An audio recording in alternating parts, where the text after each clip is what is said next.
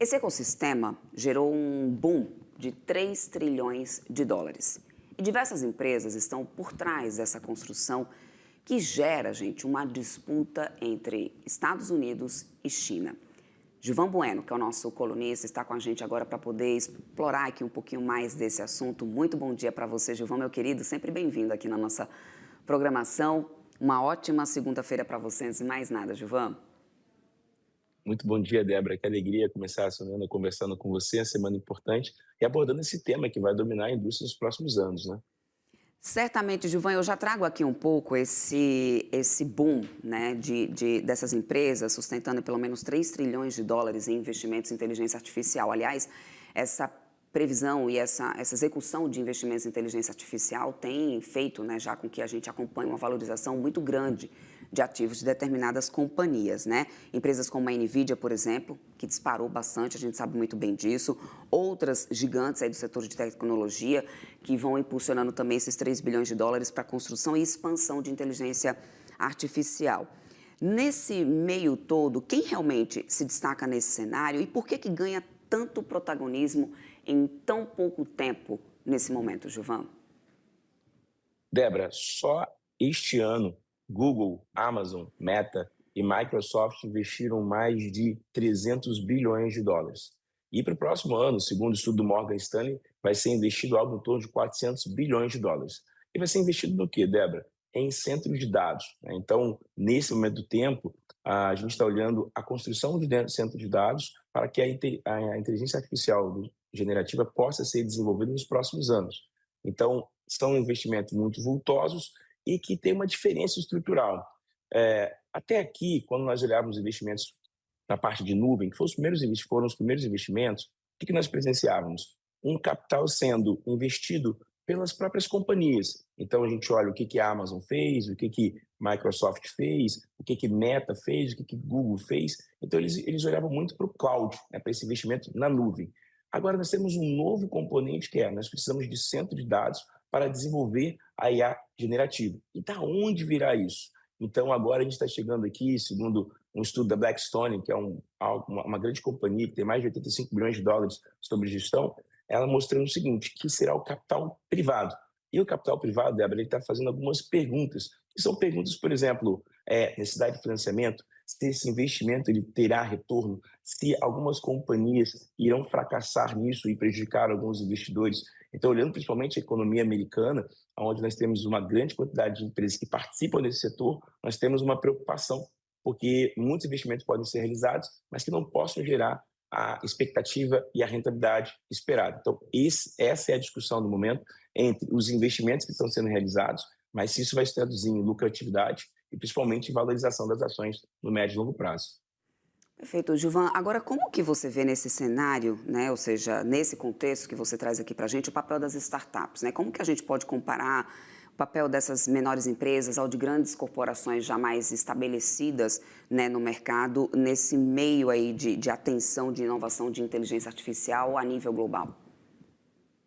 Nesse momento, Débora, estão se apresentando muitos estudos. Eu até trouxe aqui, para quem quiser se especializar, esse é um livro que eu recomendo para todo mundo, chama Próxima Onda, e é uma leitura importante para os investimentos. Então, hoje a gente tem investimentos em IA generativo, olhando para isso, e isso tem chamado a atenção das startups, porque, segundo o estudo da Blackstone, em 2026 vai ser gerado algo em torno de 45 bilhões de dólares em receita, mas para 2030 espera-se algo em torno de mais de 3 trilhões de dólares em geração de receita dessas companhias. Então, as startups, o que a gente entende aqui é que pode ter, como aconteceu lá na bolha.com, e a preocupação hoje, Débora, é isso, é se está tendo aqui uma bolha.com, ou seja, de empresas que estão fazendo investimentos que às vezes não consigam realizar. Então, uma preocupação muito grande é, se as startups vão construir suas indústrias, os centros de dados serão muito importantes. Então, o ouro desse momento, Débora, são os centros de dados, e aqui tem uma série de investimentos. Então, as startups hoje precisam de centro de dados, e é por isso que toda a indústria está olhando para a resolução desse problema.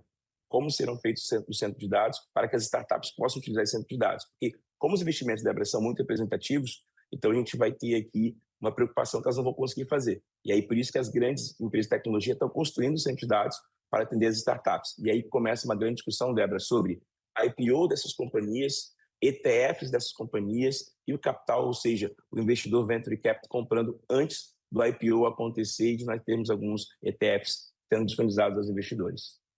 Perfeito, Gilvan. Bom, mas diante desse boom, né, desse avanço que a gente acompanha também na inteligência artificial, por um lado a gente tem um avanço muito grande de investimentos, favorecendo inclusive preço de ativos e trazendo oportunidades, né, de mercado. Mas por outro lado, a gente também tem, com o avanço, né, explosivo dessas tecnologias, alguns fatores que dá para poder a gente observar como risco, inclusive, à democracia, e também temos muitos debates em torno disso, né, Gilvan? Como, por exemplo, manipulação de opinião pública, viés algoritmos, concentração de poder digital. Então, como que você observa esses riscos que vêm atrelado a esse avanço da inteligência artificial, né? Isso tem que ser visto com cautela, pode ser um obstáculo, tem avançado muito mais rápido do que o que se esperava, tem como ser revertido, como que você analisa isso?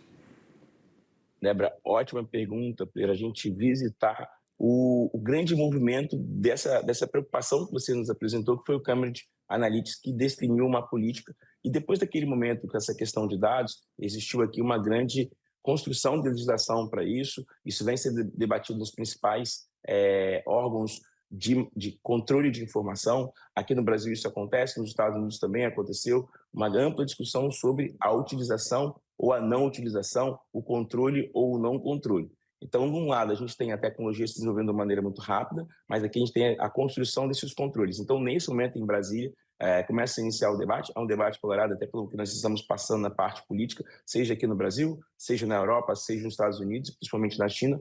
Então, essa ideia do controle e até onde isso poderá ir, são temas muito debatidos e por isso que a gente tem que estar sempre atualizando essa literatura e entendendo o que vai acontecer.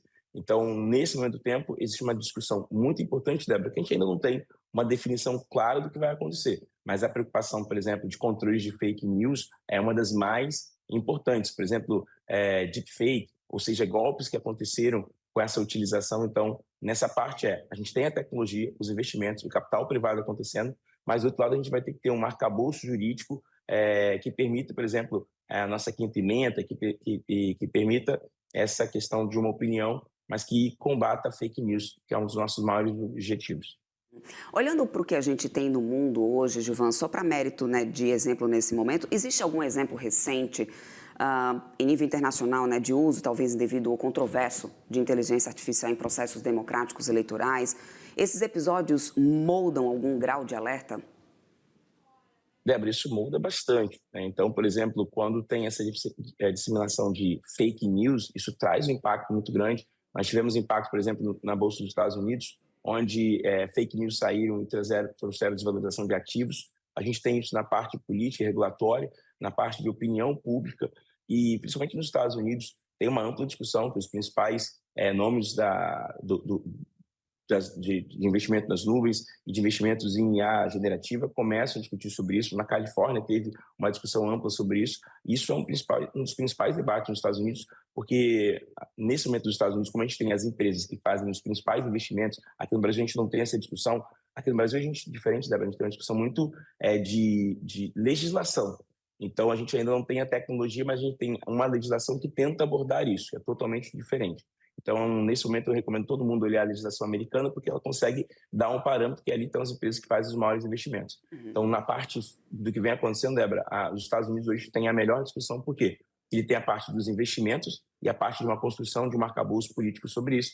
E, por último, Débora, a Europa. A Europa tem feito um amplo trabalho sobre isso, várias discussões, principalmente na Alemanha, na zona do euro, sobre como controlar isso. Então, como não tem, Débora, uma definição, ou seja, uma clareza sobre isso, ainda é um campo da gente observar.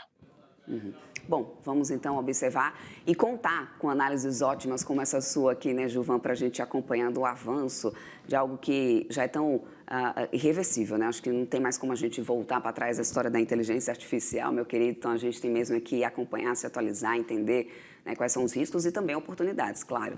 Conversamos agora aqui com o Gilvan Bueno, nosso colunista do CNN Money. Muito obrigada, meu querido, pela sua participação sempre. Uma ótima semana para ti.